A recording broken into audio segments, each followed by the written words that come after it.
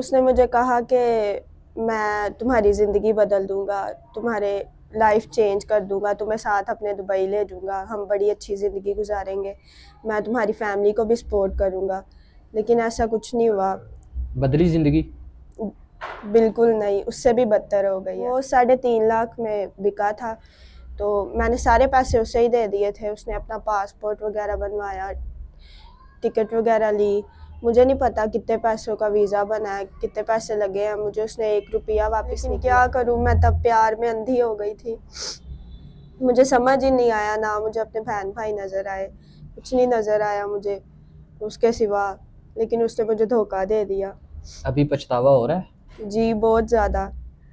अब पछतावे के अलावा मेरे पास कुछ भी नहीं है। अस्सलाम वालेकुम नाज़रीन, मैं हूं आपका अपना मेज़बान ज़ोहेब सागर और आज हम फैसलाबाद में मौजूद हैं एक खूबसूरत लड़की के साथ जो कि पाकपतन से यहाँ पे किसी लड़के के चक्कर में जो है ना पढ़ के मोहब्बत में गिरफ़्तार हो के फैसलाबाद आ जाती हैं, सारा घर बार छोड़ के।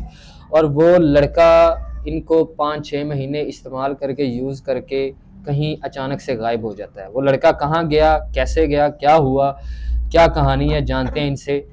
अस्सलाम वालेकुम। वालेकुम अस्सलाम। कैसी हैं आप? ठीक। तो मुझे ये बताइएगा कि ये सारा क्या कहानी है और किस तरह से आपकी लड़के के साथ जो है बातचीत हुई और कैसे कब से आप यहाँ पे आई हैं फैसलाबाद? दरअसल बात यह है कि मेरे घर में मेरे वालिद हैं, हम 4 बहन भाई हैं। और जो छोटे हैं ना मेरे से, 3 छोटे हैं मेरे से। तो मेरी वालदा की डेथ हो गई है। तो मेरे वालिद रेडी लगाते थे, जी जी। तो वो नशा भी करते थे। जो वो कमाते थे वो सारा अपने नशे में उड़ा देते थे। कभी कभार हमें देते थे तो हम घर खाना वगैरह बना लेते थे। मतलब बहुत ही हमारे हालात खराब थे। वो रेडी किस चीज़ की लगाते थे? फलों की। तो अच्छा, फलों की रेडी लगाते थे। वो कितना कमा लेते थे और नशे पे वो कब से लगे? मतलब जब से हमने होश संभाली तब से वो नशा करते थे। तो 500-600 कमाते थे, वो अपने नशे में उड़ा देते थे। तो घर का जो है वो गुजर बसर या वो खर्चा वगैरह वो फिर कौन चलाता था? कभी कभार दे देते थे, जब नहीं देते थे तो हम भूखे सो जाते थे। तो इन्हीं परेशानियों में एक लड़का था, तो मैं उसके प्यार में पड़ गई।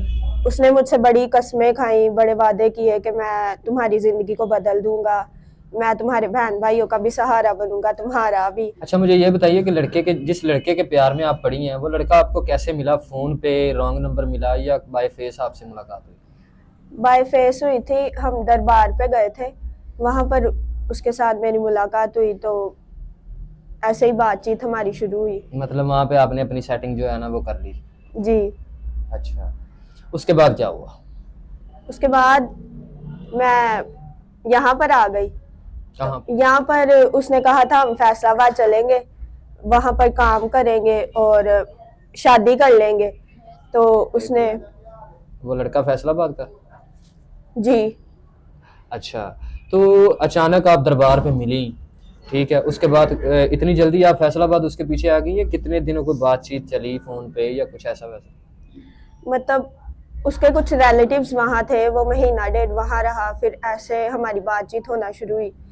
तो उसने मुझे कहा कि तुम मेरे साथ चलो, वहाँ पर हम अच्छा गुजर बसर करेंगे, मैं तुमसे शादी कर लूँगा, ये वो। उसने बड़े मुझे ख्वाब दिखाए, तो मैंने उसकी बात मान ली। अच्छा, तो आप वो 1 महीना उधर रहा है तो आपकी उनसे फ़ोन पे बात होती थी या रोज़ आप मुलाकात करते थे दरबार पे सलाम करने के बहाने वहाँ पे डेटे मारने जाते थे? जाहिर मैं परेशान थी, उसकी बातों में आ गई। रोज़ हम दरबार के बहाने मिलते थे एक दूसरे से। तो ऐसे ही हमारी बातचीत स्टार्ट हुई। तो उसने मुझे जो कहा मैं वही वही करती गई। अच्छा, मुझे ये बताइएगा जब आप घर से निकली हैं उस लड़के के पीछे तो आपने अपने माँ बाप छोटे बहन भाइयों के बारे में आपको ज़रा ख्याल नहीं आया कि आपके जाने के बाद उन पे क्या गुजरेगी, लोग किस किस तरह की बातें करेंगे? जी, लेकिन क्या करूं, मैं तब प्यार में अंधी हो गई थी। मुझे समझ ही नहीं आया, ना मुझे अपने बहन भाई नज़र आए, कुछ नहीं नज़र आया मुझे उसके सिवा। लेकिन उसने मुझे धोखा दे दिया। अभी पछतावा हो रहा है? जी, बहुत ज़्यादा। अब पछतावे के अलावा मेरे पास कुछ भी नहीं है। जब वो आपको मिला है तो उसने आपको बोला कि मेरे साथ आओ, तो उसने किस तरह से आपका यकीन जीता, आपका दिल जीता कि आप एकदम से उस अपने माँ बाप, छोटे भाइयों बहनों की मोहब्बतों को भूल के उस एक लड़के की चंद दिन की मोहब्बत के पीछे जो सब कुछ छोड़ के आप भाग गई?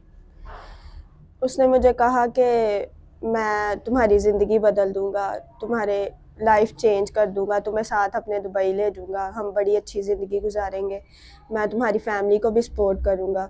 लेकिन ऐसा कुछ नहीं हुआ। बदली जिंदगी? बिल्कुल नहीं, उससे भी बदतर हो गई है। अच्छा, अब आप फैसलाबाद आ गई हैं। अब फैसलाबाद आने के बाद क्या हुआ वो भी बताएं। यहाँ पर आने के बाद उसने काफ़ी जगह जॉब ढूंढी, लेकिन उसे जॉब नहीं मिली। फिर उसने कहा कि मेरा एक दोस्त है, वो दुबई में रहता है, तो मैं उसके पास जा रहा हूँ। तो उसके पास ना टिकट के पैसे थे ना किसी और चीज़ के। तो मैं जब अपने घर से आई थी तब मैं अपनी मामा का जेवर लेके आई थी। चोरी करके आई थी? जी। तो वो बेचकर फिर मैंने उसका सारा बंदोबस्त किया, वो बाहर चला गया। उसके बाद 2-3 माह बाद उसने कोई अपना फ़ोन बंद कर दिया, नंबर भी। तो अब 6-7 माह हो गए हैं, मेरा कोई उससे राब्ता नहीं हुआ, कोई अच्छा, कुछ जो नहीं। आपने अपने घर से अपनी माँ का जेवर चोरी किया था वो कितने में बेचा था आपने? वो 3.5 लाख में बिका था। तो मैंने सारे पैसे उसे ही दे दिए थे। उसने अपना पासपोर्ट वगैरह बनवाया, टिकट वगैरह ली। मुझे नहीं पता कितने पैसों का वीज़ा बना है, कितने पैसे लगे हैं, मुझे उसने 1 रुपया वापस नहीं किया। कौन से मुल्क गया वो दुबई गया। मुझे तो दुबई का ही कह के गया, लेकिन अब पता नहीं एग्जैक्ट कहाँ गया। आपको ये कन्फर्म है कि वो मुल्क से बाहर गया चला है? आपने कोई वीज़ा वगैरह देखा है? जी, उसने मेरे सामने ही सब कुछ बनवाया था। क्या पता वो आपसे फ्रॉड करके कराची में बैठा हो। पता नहीं, अब ये तो अब अल्लाह ही जानता है, मुझे नहीं पता। मुझे तो उसने कहा था मैं बाहर ही जा रहा हूँ, दुबई जा रहा हूँ। अभी आप इधर फिर अकेली क्या कर? अभी मैं कुछ भी नहीं कर रही, जो उसने फ्लैट लेके दिया था उसमें ही हूँ। तो उसका इंतज़ार ही कर रही हूँ कि कब वो आएगा, कब मेरे से बात करेगा। उसका फ़ोन भी बन जा रहा है, नंबर भी। तो ये जो फ्लैट उसने लेके दिया था ये रेंट क्या? जी। अच्छा, अभी आप जिस ये फ्लैट में रह रही हैं जो उसने लेके दिया था, इसका जो 6-7 माह हो गया आप कह रही हैं कि वो उसके साथ कोई राब्ता नहीं है, तो इसका रेंट वगैरह, किराया, बिजली का बिल और आपके खाने पीने का इंतजाम कौन कर रहा है? कैसे गुजारा हो रहा है? बहुत मुश्किल गुजारा हो रहा है। मकान मालिक बहुत तंग कर रहा है रेंट की वजह से। मैं उसे बस बातों में लगा रही हूँ कि वो आएगा, रेंट पे कर देगा, सब कुछ क्लियर कर देगा, लेकिन कोई नहीं। ऐसे ही माह गुजरते जा रहे हैं, मुश्किलें और बढ़ती जा रही। 7-8 माह हो गए हैं उसको छोड़ के गए हुए, तो आप अभी उसके इंतज़ार में हैं, तो आपको कोई उम्मीद है कि वो वापस आएगा और आपके जो जो सारे मामलात हैं ये सॉल्व करेगा और आपको अपने साथ लेके जाएगा, कहीं अच्छी ज़िंदगी देगा? देखिए, पहले ही इतने माह गुजर गए हैं उसके इंतज़ार में। तो अगर उसे मेरे से थोड़ा सा भी लगाव होता, थोड़ी सी भी मेरे से प्यार होता, तो वो आ जाता वापस। लेकिन अभी तक वो नहीं आया। दुआएं तो यही है कि वापस आ जाए। जैसे मुझे लग रहा है 7-8 माह हो गए हैं, वो अभी तक उसने आपका कोई हालचाल नहीं पूछा। मुझे तो ये लग रहा है कि वो आपके साथ फ्रॉड करके भाग गया, वो कभी ज़िंदगी में वापस नहीं आएगा। तो अब आगे आपने क्या सोचा है, कैसे सरवाइव करना है, कैसे ज़िंदगी आगे गुजारनी है? अभी तो आपकी इतनी उम्र ही नहीं है, आगे इतनी लंबी ज़िंदगी पड़ी है, तो कैसे गुजारा करेंगी आप? जी, यही तो परेशानी है। मैंने आपकी वीडियो देखी थी, तो मैंने फिर इसी वजह से आपसे रब्ता किया कि शायद आपके थ्रू मुझे कोई हेल्प मिल सके, क्योंकि मेरे पे अब इतना कर्जा है कि मैं आपको बता नहीं सकती। किराएदार इतना तंग कर रहा है, साथ में खाने को भी कुछ नहीं है। इतनी परेशानियाँ, कोई हाल नहीं है। जी, परेशानियाँ तो सबकी अल्लाह ताला जो है वो हल करेंगे। अच्छा, मुझे ये बताइए जो आप पे जो रेंट वगैरह और बिजली का बिल का कर्जा है ये कितना है? 1,75,000 है किराया। किराया और बिल डाल के टोटल जो अमाउंट बनती है वो 1,75,000 बनती है। जी। अच्छा, और वो कुछ दुकानदार से भी आपने उधार वगैरह लिया हुआ खाने पीने के राशन वगैरह का, वो कितना? वो सारा डाल के इतने ही बनते हैं। अच्छा, सारा टोटल जो आपका कर्जा है वो इतना है, 1,75,000। जी। तो अब आप हमारे चैनल के तवज्जो से क्या चाहती हैं कि ऐसा क्या हो कि आपकी हेल्प भी हो जाए, सपोर्ट भी हो जाए और आप आगे क्या जो है ना ज़िंदगी जो है वो अच्छे तरीके से गुजार सकें? बस यही है कि मेरा रेंट पे हो जाए, और जो दुकानदार के है वो भी सारे रेंट क्लियर हो जाए, इसी वजह से। अच्छा, आप कोई काम काज भी करना जानती हैं? पोलर का काम आता है, मैंने सीखा हुआ है वो। सारा काम आता है आपको पोलर का? जी। अच्छा। अगर कोई नेक इंसान, अल्लाह का बंदा हमारी वीडियो देख रहा होगा तो वो आपकी हेल्प और सपोर्ट करना चाहे और आपको जो ये जो पार्लर का काम आप करना जानती हैं, आपको इधर को छोटा मोटा पार्लर डाल के दे दे तो आप अपना गुजर बसर अच्छे तरीके से कर सकते हैं? जी, मैं अपना गुजर बसर कर सकती हूँ। अच्छा, मुझे ये बताएं, जाहिर सी बात है आपका इतना कर्जा है, 1,75,000 बहुत बड़ी अमाउंट है।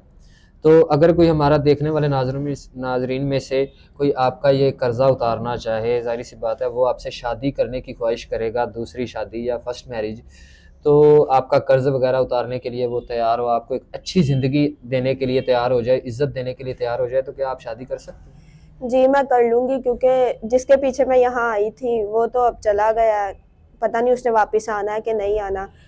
तो अगर जो मेरे से शादी करेगा, मेरे सारे कर्ज उतार देगा, अच्छी ज़िंदगी मुझे देगा, तो मैं कर लूँगी शादी उसके साथ। अच्छा, कोई ऐसे ऐसे नाजरीन भी हमारे होते हैं जो वीडियो देख रहे होते हैं, जो कि 60-70 साल एज होती है और वो दूसरी शादी करने के ख्वाहिशमंद होते हैं और वो आपका कर्ज वगैरह उतारना चाहें उनमें से, तो आपको उम्र का कोई मसला तो नहीं है? जी नहीं, बस मुझे अच्छी ज़िंदगी दे, मतलब मेरे साथ रहे, बस इतना ही। मतलब आपको उम्र से कोई मसला नहीं है, आपकी इज्जत करे, आपको अच्छा घर दे, अच्छा खाना दे और आपका कर्ज वगैरह उतारे तो आप शादी करने के लिए तैयार हैं?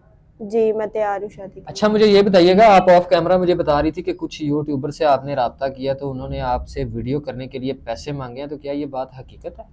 जी, ये बात हकीकत है। मैंने उनसे कहा था कि आप आएँ, मेरी हेल्प करें, वीडियो करें मेरे साथ, लेकिन उन्होंने मेरे से पैसे मांगे। कितने पैसे मांगे उन्होंने? 20,000 उन्होंने मांगा। तो आज ये परेशान जो बहन है, इन्होंने बताया कि इनसे उन्होंने 20,000 रुपया मांगा है वीडियो करने के लिए।